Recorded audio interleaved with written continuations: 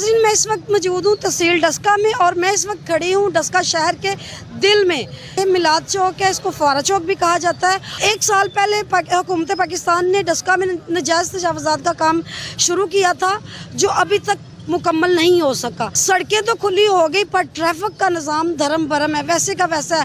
ना किसी गाड़ी वाले को पार्किंग मिल रही है, ना किसी रिक्शे वाले को पार्किंग मिल रही है, ना किसी मोटरसाइकिल वाले को पार्किंग मिल रही है। इन शहर डस्का फुआरा चौक के दिल दे विच खलोता जनाब, ते ए वेखो ट्रैफिक का कोई निज़ाम धर्म भरम है, तजावुज़ात इन्होंने शुरू किया वे ते कितने भी काम नहीं हो रहा।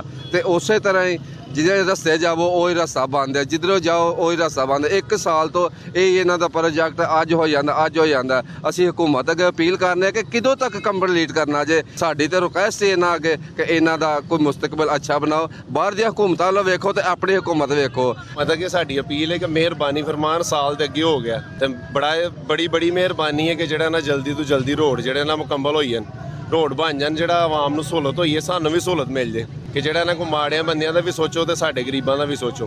पूरा शहर टूट फूट का शिकार है, लिहाजा हुकूमत को चाहिए कि ये जो नजायज़ तजावुज़ात का काम हो रहा है जल्द से जल्द ख़त्म किया जाए, ताकि डस्का शहर खूबसूरत और साफ सुथरा नजर आए। किरण चौधरी, वश न्यूज़, डस्का।